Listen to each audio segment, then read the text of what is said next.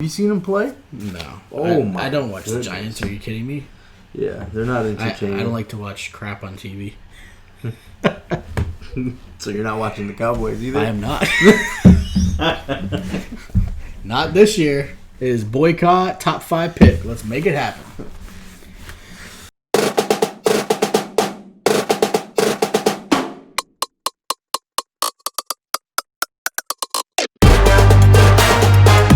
Hey guys, this is Average Joe's Fantasy Football, and my name is Steve, and this is James. the lovely James. Yes, so we are here for our Week 10 start and sit video. Again, we are inching closer to those playoffs, so everything that you're doing right now is going to help you get into the right position. This is the last week for most teams for trades, so if you haven't asked us questions or if you haven't started some trades, this is it to help you guys with those playoff schedules that are coming up, getting the right players. A lot of injuries are still happening, so make sure if you haven't yet, I know, poor guy with McCaffrey. If you haven't yet, make sure you follow us on Twitter and Instagram. We'll have the handles down below in the description. So that way you guys can ask us questions. We're getting about 10 to 15 questions a day, and it's growing. So thank you guys for the Twitter family. You guys have done a great job, reaching out to us to help you guys out. Also, while you're watching this and you are not subscribed, shame on you. Hit that subscribe button while you're here. So that way you guys can hit that notification bell. Anytime we drop a new video, you guys are notified. So that way we can help you guys again with your fantasy football and help with any questions you guys have. And really, get those wins, get those dubs. So before we begin this video, a couple things I want to talk about, a little different. We've gotten some feedback from the community, and one of the things I want to talk about is our Chalk Talk. So Chalk Talk essentially is kind of our results from last week. So last week, with the 24 players that we mentioned in the start and sit video, really the big ones that we talked about, we actually were about 70% accurate, which for me is actually pretty good. Obviously, we want to aim for 85% or higher, but we did a really good job as far as getting most of our start and sits accurately, really for you guys to help win.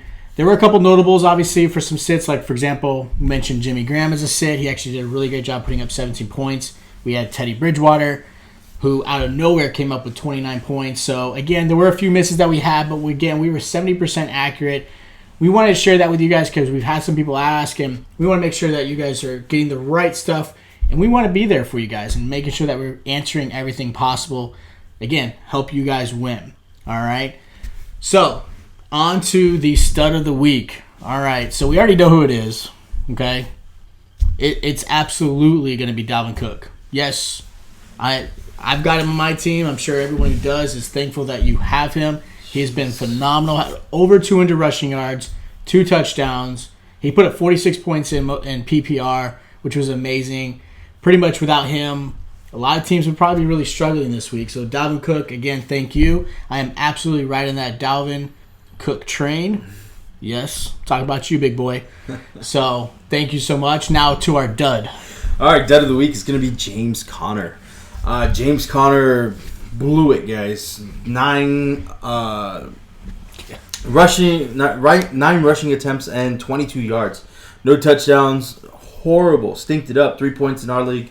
Don't know what happened there. He had a great matchup versus Dallas, and they stinked it up. And it was a close game, too. I don't know what happened there. I thought it was going to be a blowout.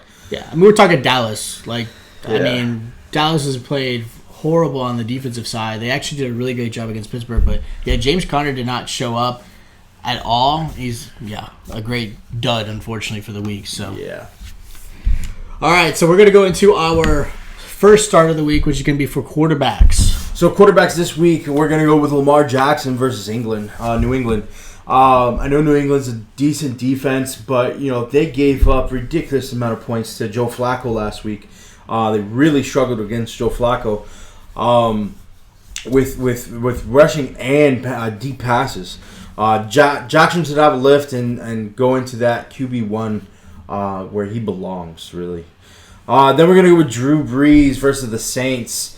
Brees has been working. He's been doing very well, and then he's going against 49ers who, everybody's injured there. Or COVID. One of the two. Yeah, exactly. So Aaron Rodgers had a amazing week versus 49ers, so look for Drew Brees to have another great week. San Francisco is in the middle of the pack, 16th best against or 16th most fantasy points to QBs. Then Jared Goff. Jared Goff this week has a great matchup versus Seattle. Seattle gives the second most points to QBs, and last week, they had their defense was horrendous. Yeah. Josh Allen killed them. But look for Jared Goff to have a great amount of passes this week, good amount of touchdowns. We got Cooper Kupp, put him in there. And then to our sits of the week, we got Joe Burrow versus Pittsburgh. The numbers say Pittsburgh is having defensive issues, but they're motivated. They're at home, and they're ready to blow through that offensive line that Burrow has and get those sacks this week.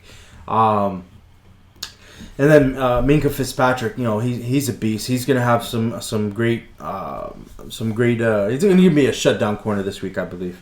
And then Pittsburgh is giving up the fourth fewest to quarterbacks. And Ryan Tannehill this week versus Indianapolis Colts. Indianapolis Colts are one of the best. They actually give the fewest amount of points to quarterbacks. And I would be scared to play Tannehill, especially the way they contained Lamar Jackson last week. And then Matthew Stafford stinked it up last week. I know he had a head injury, but came back, and but he's still not playing against, or he's probably not going to have Galladay. And Washington has been giving up the 8th fewest QB points to quarterbacks as well. Now we're going to go over to wide receivers with Steve. So, like James mentioned, as far as Jared Goff with his matchup this week, my first receiver is going to be Cooper Kupp. The reason I picked him over Robert Woods, if you saw the previous game, obviously they were on a bye last week. The previous game, he had 20 targets, which was amazing. Jeez. Yeah, it's unheard of. So 20 targets was his last game for him, and I expect at least anywhere from 8 to 12. I don't expect 20 again, but I do expect a shootout. I mean, this is in division game, horrible defense. Rams actually have a pretty good defense, so I expect some shootouts going on. So Cooper Kupp's a great matchup, and Seattle's giving up the most points to the receiver position. So make sure you put Cooper Kupp in this week. Next guy I have is Allen Robinson. So Allen Robinson against Minnesota. Minnesota's giving up the third most points. Allen Robinson's the only weapon, really, for Chicago. I know Mooney's a good option, too, for a good sleeper pick. But Allen Robinson's the guy. And he's averaging about 9 targets a game, no matter what quarterback's back there. Now, I'm hoping, as a David Montgomery owner, that they start to put Trubisky back in because it's just Foles is not the answer, and I think they kind of pulled the trigger a little too quickly. But even with it's Foles, whether it's Trubisky, Allen Robinson's the guy this week. Next guy is Jarvis Landry. So Jarvis Landry, I have him. He's got a great matchup. Houston is giving up about seventh most points against the receiver. On top of that, the first game that Odell was out, Jarvis Landry had 11 targets that game. He didn't have all the receptions, but he had 11 targets, which shows you that obviously he's still the guy for Baker to have that shootout. You would think Higgins would have stepped up and got more touches, and he only had like 1 catch that game. So. Yeah, Jarvis. I think with Jarvis, there's that chemistry with Baker. He's also the intermediate to short range guy. Higgins is more the big game guy. So based off matchup, I still think Jarvis Landry's going to have about 8 to 10 targets. I expect about 6 to 8 catches that game. Not a lot of yards. I'm thinking maybe 10 to 11 yards per catch, but he will be a good matchup this week, especially in PPR. As far as sits go, the first guy I have is Adam Thielen. If you traded for him, I think he's due to some big games coming up towards the playoffs, but right now this is not a week I would trust him yet. He's going against Chicago's giving up the third fewest amount of points to the receiver position. Chicago's done a great job as far as containing most offenses. And on top of that, Thielen's struggling right now. He's got about 5 points in the last couple games with PPR. And right now, it's been the Dalvin Cook show, right? Let's get the chef going because Cook is running it like crazy. So Thielen's kind of put in the back burner. Even Justin Jefferson, even though Justin Jefferson's had a couple more outings that were a little bit better than Thielen, don't trust Thielen this week at all. Next guy is Marquise Brown. So Hollywood Brown, just every analyst has been waiting for this player to turn it around. Yes, he's had the most air yards. He's third in air yards. But at this point, who cares about air yards? There's just no connection between Lamar Jackson and Marquise Brown at all. I think Marquise Brown would be better suited in another offense. This offense is really dedicated to the running, and that just doesn't give a lot of options. So, again, yes, playoffs look great. Yes, matchups can be a little bit, but I just don't trust him. I think with Stephon Gilmore being the guy covering him, he's shut down for this week. Last guy I want to talk about is DJ Moore. So DJ Moore is going against Tampa. DJ Moore has really struggled the past few games. I still think he's still a good player. Don't necessarily drop him. Keep him on your bench for some better matchups. This week's not a great matchup with Tampa. Tampa's actually done a really great job against the receiver. They've given up the 9th fewest points to the receiver position. And again, DJ Moore's been struggling. He's only getting about 4 targets a game the last 2 games, so don't trust him this week. Make sure you bench him as well. So we're going to go over to the running back position with James. All right, so running backs. First guys up is Chris Carson. He should return from his foot injury this week. There should be no hesitation to put him back in. Seattle needs him badly, and there should be very, very good use from him. Then we're going to go into Antonio Gibson versus Detroit. He's great matchup. Detroit's defense is horrible. They give the most points to running backs. I know J.D. McKissick has been taking away some passing plays. He's another good start if you want to put him in as a good flex option because only if you're using him for PPR because he's been getting a lot of touches on that.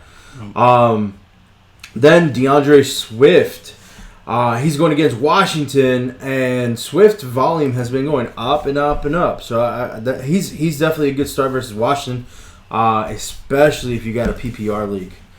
And then I'm going to add one more in there, Zach Moss. Zach Moss versus Arizona. Zach Moss, if you got him in PPR, Arizona is so-so against the run. But Zach Moss has been getting all those goal line touchdown in the last few games. He's been catching balls out of the backfield.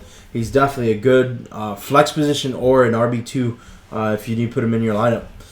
And then we're going to go into sits of the week. I know Christian McCaffrey looks like he's going to be out, but Mike Davis has not been hot. These last few starts he's been having. He's only been scoring 8 points, 10 points, right around there. And then he's going against Tampa's defense, which is giving the 12th fewest to running backs.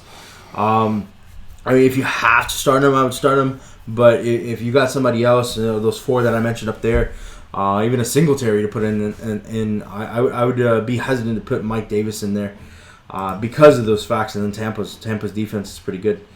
Then Jerick McKinnon at New Orleans this week. It's hard to trust him.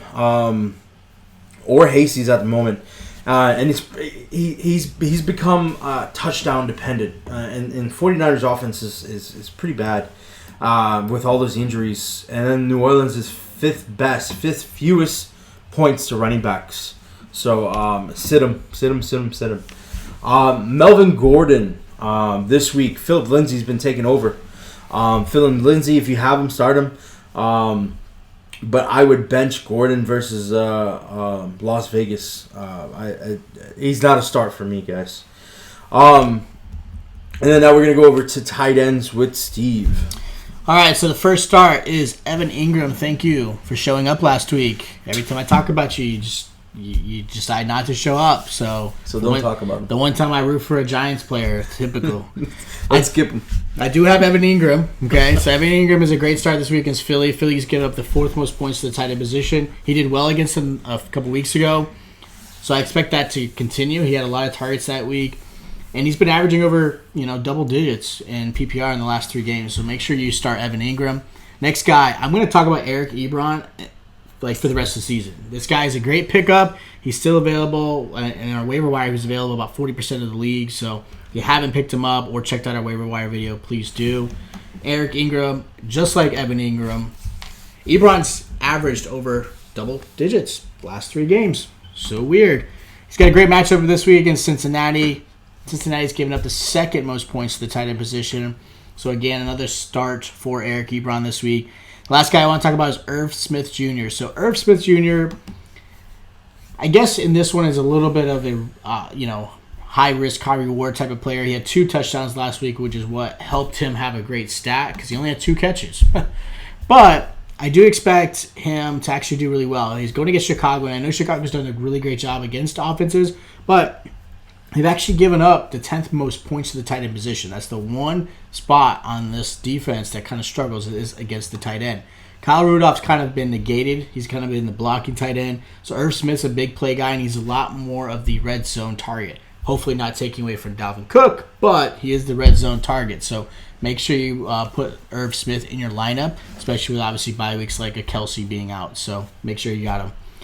As far as sits go, Rob Gronkowski, you ruined it for everybody. Okay, not just you, the Bucs did in general, but Rob Gronkowski did not have a great game last week. He's going against Carolina this week. I don't expect to see that happening any better for him. Carolina's actually 14th best against the tight end. Plus, adding Antonio Brown and all these weapons, and there's all these, we heard Bruce Arians talk about Tom Brady. Mike Evans is struggling. Antonio Brown didn't look great. Godwin didn't look great. And I think a lot of it just kind of all piled up. There's a lot of weapons, and sometimes when there's too many weapons, there's really no weapons, especially when it comes to fantasy, okay? You like to have teams where there's a star and not many others. So I would stay away from Gronk this week. Next guy is Jonnu Smith against, the Colts. Here's the deal with Jonnu Smith. Jonnu Smith is very touchdown dependent. If he didn't have his touchdown last week, he wouldn't have gotten double digits. That's the only reason he had a decent game of 11 points. He's very touchdown dependent, and really the Colts have done a great job against the tight end. They're number 1 against the tight end, really number 1 against as a defense in general. So, like we said about Tannehill, it's going to be some struggle. I don't trust Jonnu Smith this week. If he's your only option, then obviously play him. But there's some waiver wires out there. Then, last guy I want to talk about as far as the sit for tight end is Hunter Henry. So Hunter Henry bombed again. Oh, God. He struggled. He's going against Miami. Miami's actually a pretty good defensive team this year, and they're actually giving up the 7th fewest points to the tight end position. Okay? And Hunter Henry's not had over 7 points the past few games. He's struggling a lot. Herbert is throwing to Keenan Allen. Mike Williams has grown a lot in that offense. Just sit him. Just Hunter Henry. I'm sorry, but this week you're getting sat, so just sit him. I cut him in my last league. Yeah. It was sad. Last year, when he was not injured, it was such a great tight end option. Yeah. But I don't know what's going on with him and Herbert. Yeah, it's a big struggle, and I think Herbert's more of a big, down the field guy. He looks more that way, where like a Phillip Rivers, for example, was a tight end guy. So I think Hunter Henry's just not a great matchup, for this offense. So we're going to go over some notable starts, some people that we think are some good starts that as well that we want to talk about. So we're going to have James go over his notable starts.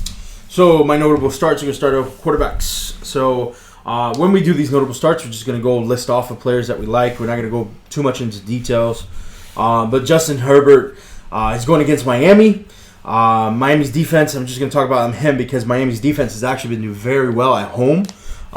But Herbert is Herbert. Herbert's been doing 280 yards plus a game in multiple defenses, great defenses. He's been still doing great. So he's definitely a player I put in. Tom Brady coming back is going to have a strong game this week versus Carolina. Ben Roethlisberger, as long as he gets off of COVID, he's going to be great against Cincinnati. Then running backs, Jonathan Taylor should have a better role this week. He's going to have a better matchup versus Tennessee.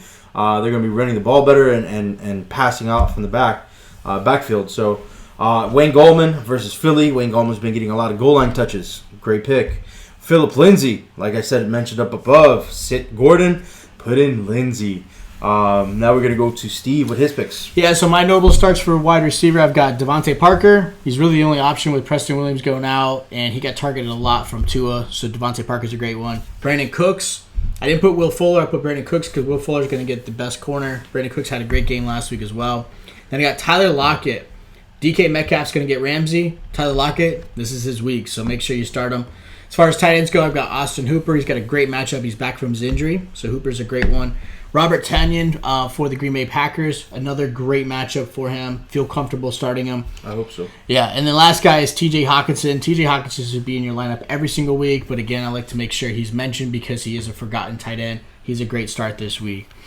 Now, we want to go over to the kicker and defensive side for what you guys are looking for. So as far as kickers go, so I've got Jason Sanders, Will Lutz, Ryan Suckup, Daniel Carlson, and Mason Crosby. Those are your great. You said first names this week. Yeah, last week we didn't talk about the first names. We got that Young Ho Koo, best kicker in the game right now. But those are some great kickers for you guys this week.